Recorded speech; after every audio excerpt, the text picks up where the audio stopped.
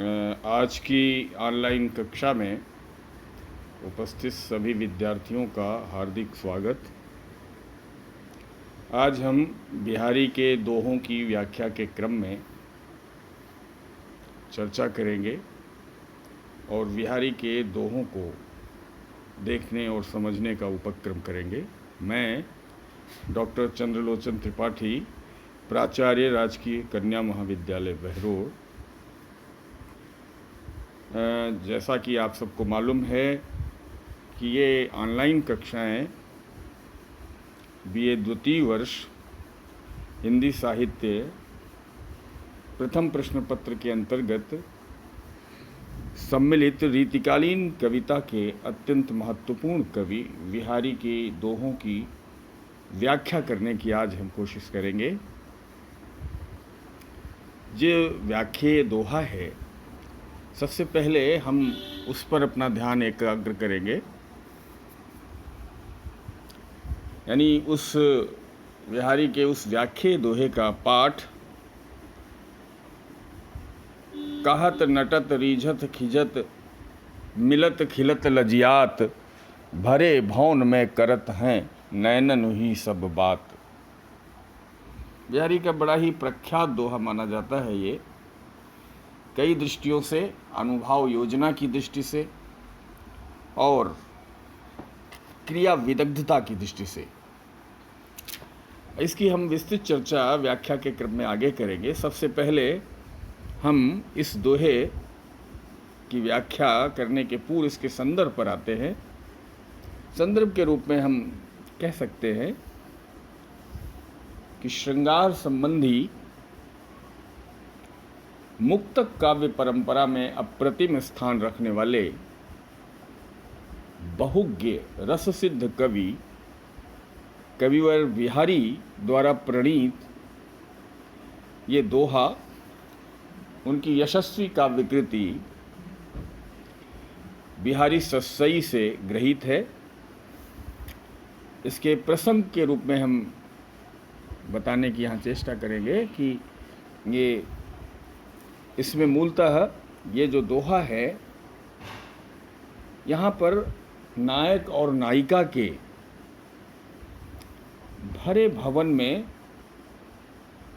नयनों की भाषा से, यानी नेत्रों के संकेतों से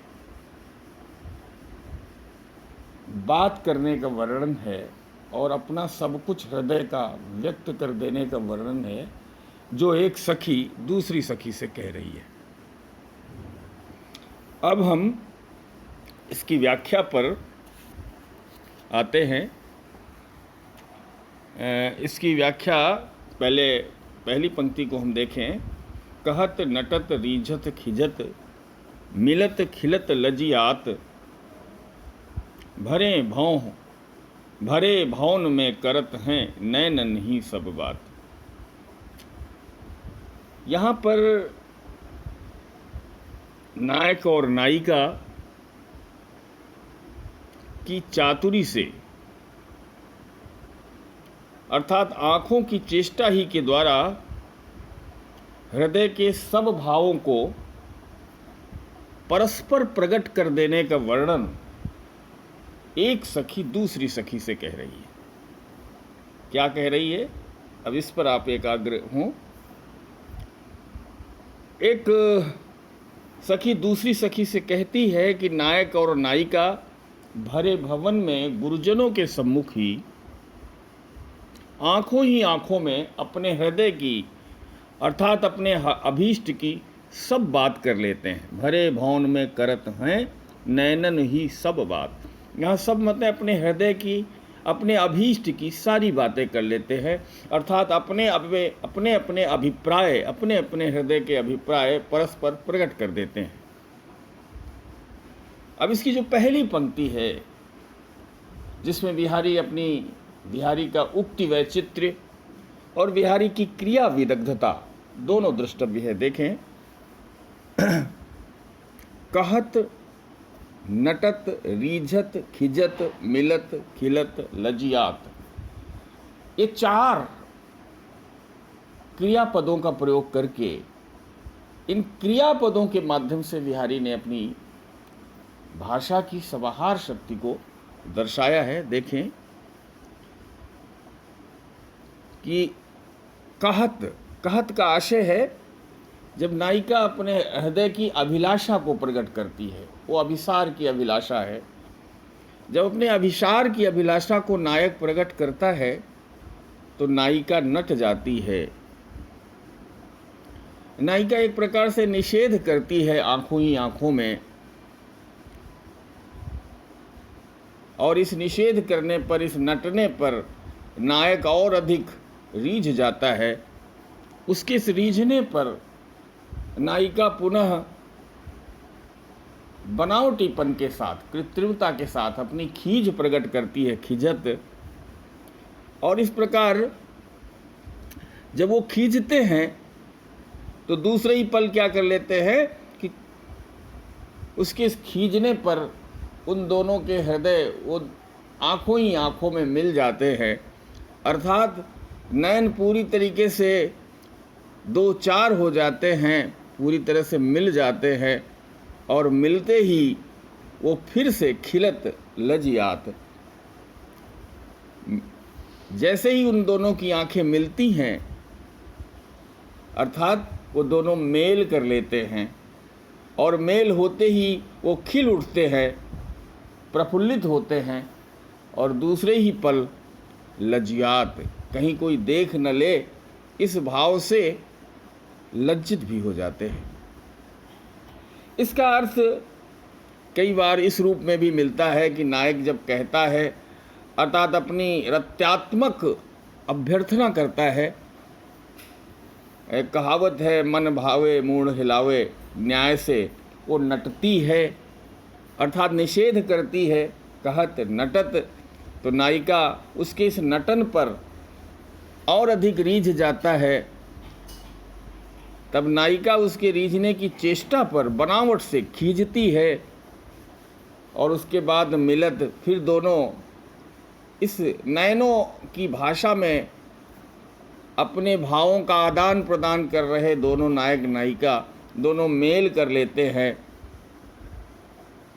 और जब मेल हो जाता है तो नायक हंस देता है, खिलत, यहाँ खिलत हंस देता है।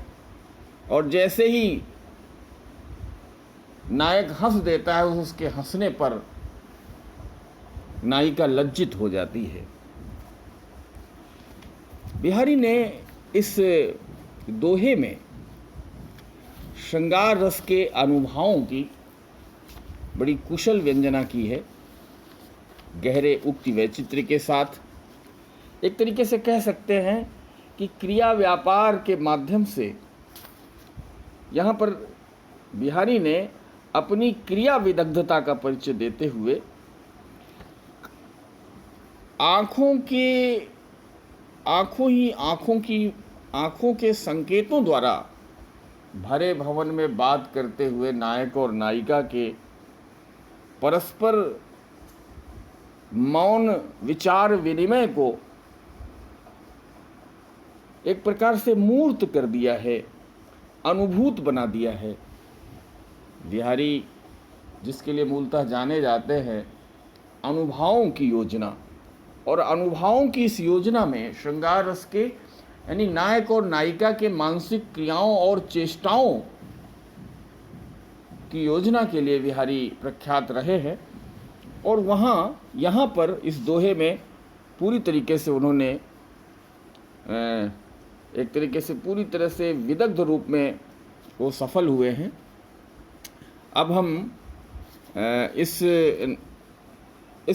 इस दोहे में बिहारी ने इस दोहे में एक तरह से कार्य व्यापार को ही, अर्थात अपनी इन सांकेतिक चेष्टाओं के माध्यम से एक संपूर्ण काव्य व्यापार से जुड़े हुए चित्र को इस तरीके से प्रस्तुत किया है कि जैसे वो एक अनुभव बिंब बन गया हो, एक अनुभव चित्र बन गया हो। अब इसकी हम टिप्पणी पर संक्षेप में विचार करते हुए आगे बढ़ेंगे।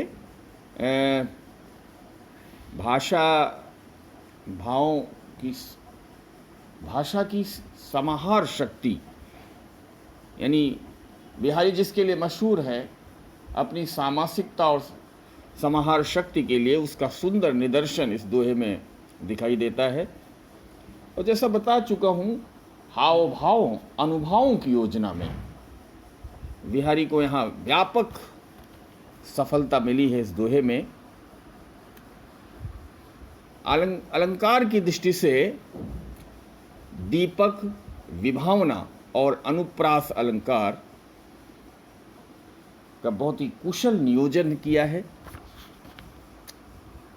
काव्य भाषा के रूप में बिहारी ब्रज भाषा पर संपूर्ण अधिकार रखने वाले कवि हैं। ये दोहा भी इस बात को प्रमाणित करता है। आप सबने बिहारी के इस दोहे की व्याख्या को, मैं समझता हूँ, भली भांति न केवल सुना होगा बल्कि इसे अच्छी तरीके से समझा भी होगा, और अपने स्तर पर भी इसे पढ़ते हुए, इसकी व्याख्या करते हुए, इसका पाठ और इसकी व्याख्या के क्रम से गुजरते हुए और अधिक बिहारी को समझने की चेष्टा करें। इसी कामना के साथ आप सबने हमारे इस व्याख्यान को सुना। इस सब के लिए बहुत बहुत धन्यवाद।